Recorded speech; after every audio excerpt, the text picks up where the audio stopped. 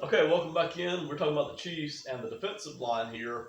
And I wanted to come back and cover this part of the defensive line because I didn't get to do it in the video a week or two ago. This is what might be, possibly, the base four for Kansas City this year. Now, I've already talked about how that I really don't like Chris Jones being the defensive end for their main package, their main front four defensive package this season. But I'm not going to beat that dead horse today. Assuming Chris Jones moves over to defensive end for, say, more than 30% of the snaps this year, if he's getting 50% of this year's snaps at defensive end, or even 70 or 80% of the snaps at the defensive end spot, what's that going to look like for the defensive line under that base four? I do want to talk about that because it's not like you're getting nothing. As opposed to some other moves that you can make financially and strategically, it's not like you're getting nothing here. I do want to talk about what that might look like because I just didn't get a chance to talk about that in the last video today. If Jones moves to defensive end, the question is not this. It is not, will Jones look okay at defensive end? He's going to be fine. And that's really not the question. Kansas City can put that out there all they want to. That is not the question. The question is this. What are these three guys going to look like at their defensive tackle spots and defensive end, defensive tackle combos if Chris Jones isn't there? That is the question, and that's what Kansas City is really going to take a look at. Now, they're not going to say that because they don't want to throw a bunch of shade on Reed and Wharton and on Clark, and they don't want to put a lot of pressure on those guys. That's what's really going on. Chris Jones is not going to have any trouble getting to the quarterback from whatever position he plays. He could be on the moon, for all that matters, and still be able to get to the quarterback. He has the single most undeniable, irreplaceable attribute on the entire defense, and that is the ability to get to the quarterback. Stopping the run, he's okay. He's average. He's fine. He's solid. Getting to the quarterback, nobody can stop him. They have to use, when he's at defensive tackle, they have to use two guys on almost every play just to keep him away from the quarterback for a couple of seconds longer. And he's still going to get there at some point, okay? But if he moves to defensive end, what do the rest of these guys look like? And what might that be? What might you hope for if Jones doesn't indeed move to defensive end? Well, let's start off with this. Okay, I want to start off with Frank Clark. Okay, Frank Clark, his main ability, his main move to the quarterback is this out and around move. Okay, by far, when you go back and you watch the tape, you watch the video, and Kansas City typically leaves him on an island. And by the way, if you're going to trade draft picks for a guy, and if you're going to give him a salary cap of $25, $26 million a season, you ought to leave him on an island because he ought to be able to get the quarterback by himself. And so that's what Kansas City has largely done. They typically, over the past couple of seasons, have not done a lot of stunting / twisting, whatever phrase you like to use. They haven't done a lot of that. They've left Frank Clark, for the most part, during the regular season, on his own to get to the quarterback. He hasn't gotten there a lot, to be quite honest. Most of you guys already know that. Pro Bowl selections notwithstanding, you know for a fact, both statistically and from the video that supports it, both what the eye sees and the numbers say, he has not gotten to the quarterback a lot during the regular season, okay? And his main move is this. Now, a lot of defensive ends, the better defensive ends have either or the strength to go straight at a defensive end and just, it's called a bull rush, but to push that right tackle, left tackle out of the way, basically just run him over on the way to the quarterback. Or a lot of the defensive ends have an inside move. It's often a swim move or a chop move or something which allows them to break inside. Now, Frank Clark doesn't have these two, okay? Frank Clark does not have the strength to bull rush most tackles, and he doesn't have the speed or the moves to create this inside. So what that does, it allows tackles that he's playing against to simply push him out and around the quarterback. And the quarterback is still, on most plays, the quarterback is still able to step up and make the throw, especially when Jones is getting double teamed right here at defensive tackle.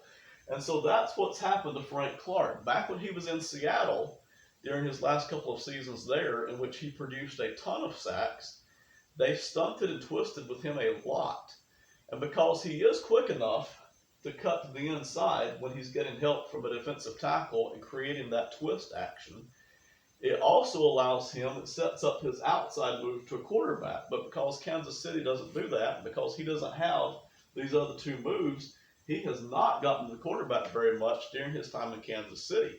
He's at his best when he is able to stunt and twist a lot, and then that sets up his outside move again to the quarterback, because he then has that little bit of an extra step, that little bit of an extra edge to get on the outside of a tackle who may be expecting a defensive tackle to switch places essentially with Clark and create that blocking mechanism. Now, I expect that to happen this year if Jones moves over here to defensive end. I expect that to happen a lot more here with Jarran Reed this year. I expect Reed, who has the ability right here, I'm going to drop this out for a second so it's not so confusing. I'm going to erase these guys for a second because he doesn't have these moves. I expect Jarran Reed, who is a mountain of a man and able to generally push offensive linemen back into the quarterback, I expect at times, instead of Jarran Reed doing that, I expect Reed to step right over here and block the tackle that is blocking Frank Clark. And Frank Clark then is able to swap right in here and have his second route to the quarterback. And that's important. This is so important because Frank Clark does not consistently have the bull rush option to the quarterback or the inside option to the quarterback because he lacks the speed, he lacks the strength, he lacks the moves.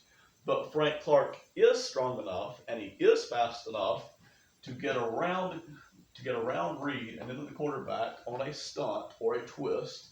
And then that sets up his outside move to the quarterback. So I expect, if Jones moves out here, I expect Frank Clark to have a better season this year.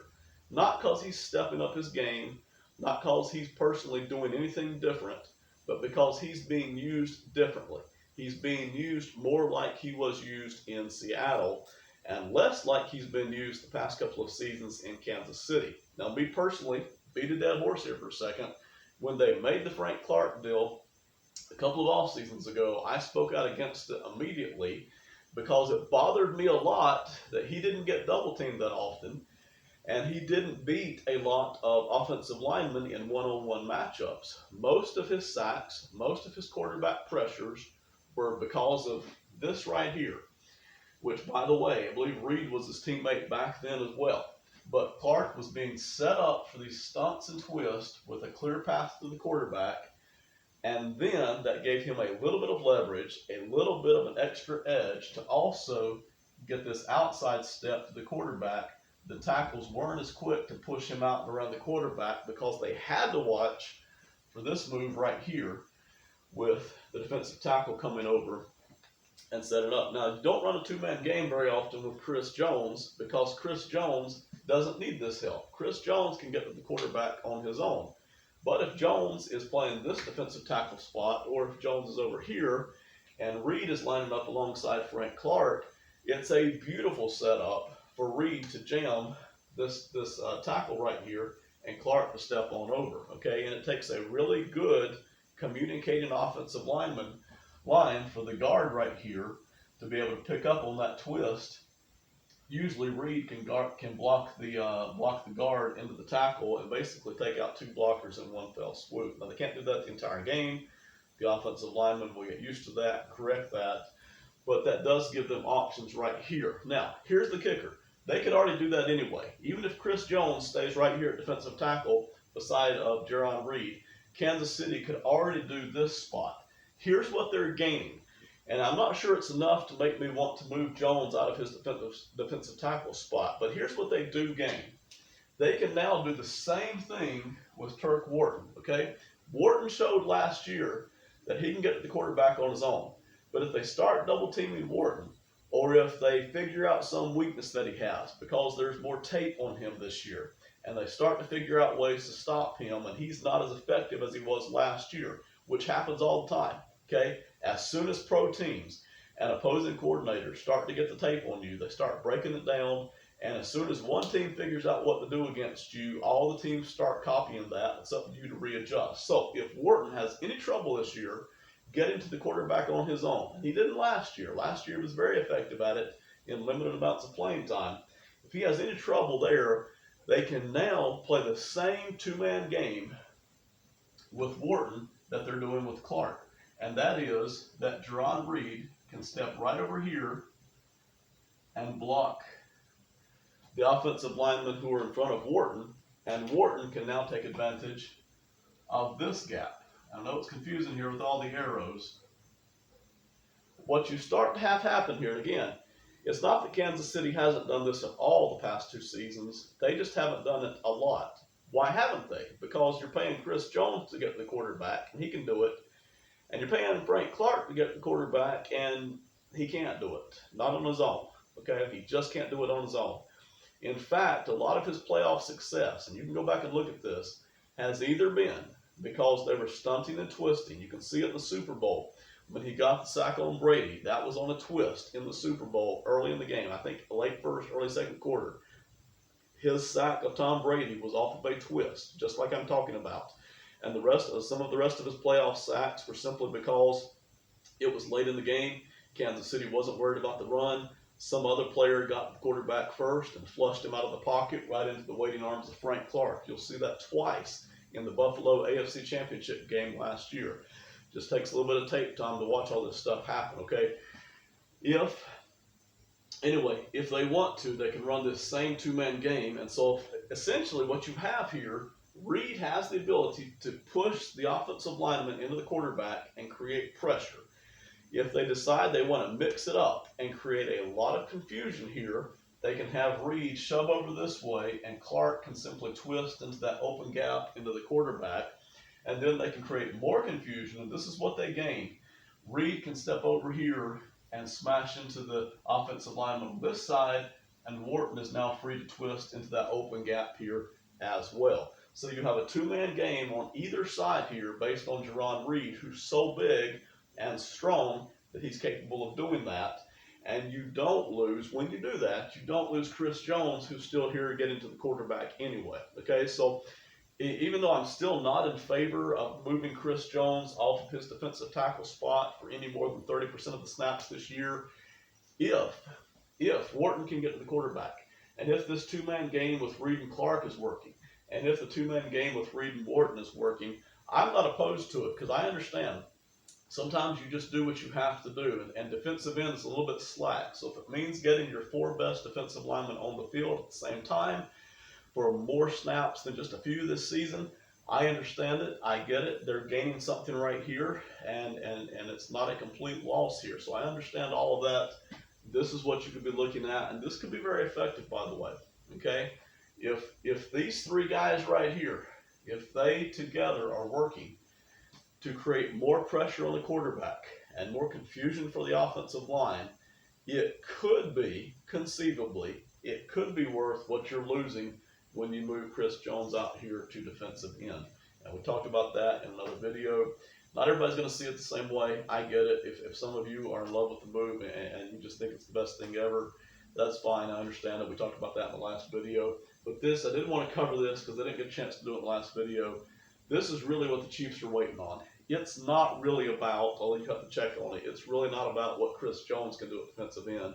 He's going to get to the quarterback no matter what. It's about what these 3 guys can do individually and in cooperation with each other on these twists and stunts. And it's also about Kansas City's willingness to do the twists or stunts. Some NFL defensive coordinators don't like to do a lot of it. Seattle does a ton of it. Other teams do a ton of it. Some teams don't like to do that. It can leave you with a little bit of confusion in the running game. Kansas City already isn't great against the run. I expect they'll be better this year. These kinds of twists and stunts can leave you a little bit vulnerable in the running game if some NFL teams want to try to take advantage of that. But we'll see what Kansas City wants to do right here.